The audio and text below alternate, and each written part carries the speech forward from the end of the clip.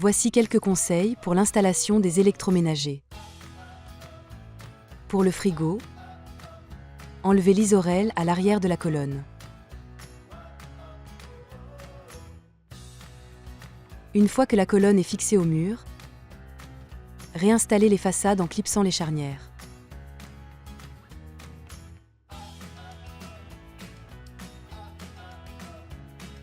Avec un tournevis cruciforme, n'hésitez pas à effectuer un premier réglage des portes afin de les aligner. Enlevez le film plastique présent sur la porte au niveau des poignées, afin de les installer au mieux.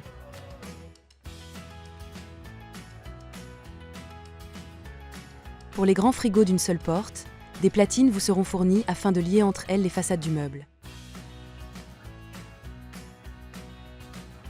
Enlevez la traverse à l'intérieur de la colonne qui sert uniquement au transport du meuble.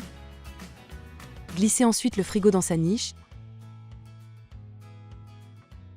et vissez aux endroits définis dans votre notice. Le système de glissière sera fourni avec le frigo. Installez le support sur la porte de l'appareil et les glissières sur la façade. Reportez-vous aux dimensions indiquées dans la notice.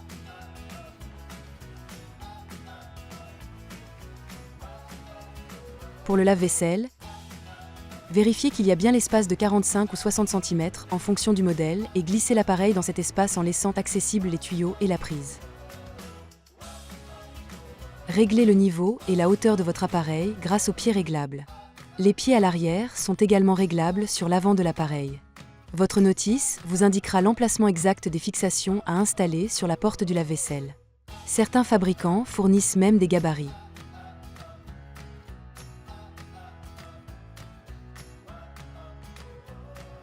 Installez votre façade sur l'appareil.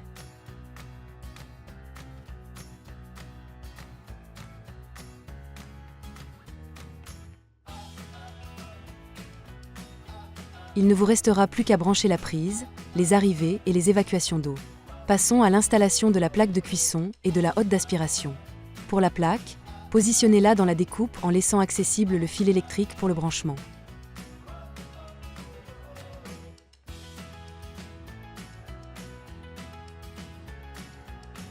Référez-vous à la notice pour le système d'attache.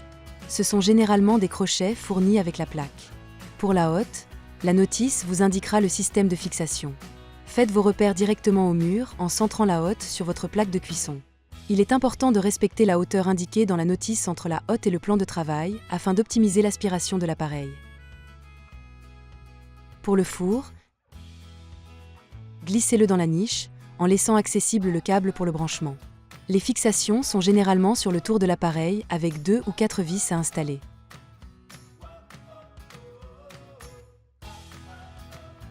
Pour le micro-ondes, branchez l'appareil et glissez-le dans sa niche. Même principe que pour le four avec 2 ou 4 vis fournies. Pour l'évier, il faut généralement percer le côté où le mitigeur sera installé. La scie cloche est fournie. Avant de le positionner sur le plan de travail, vous devez installer le mitigeur et le vidage automatique s'il y en a un. Installez également le système de bonde.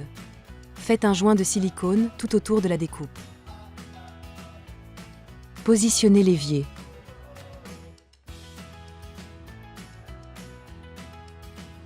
Référez-vous à la notice pour son système de fixation. Ce sont généralement des crochets qui sont fournis. Vous venez de visionner la vidéo numéro 8 consacrée à l'installation des électroménagers. Vous pouvez désormais passer à la 9e et dernière vidéo consacrée à l'entretien de votre cuisine.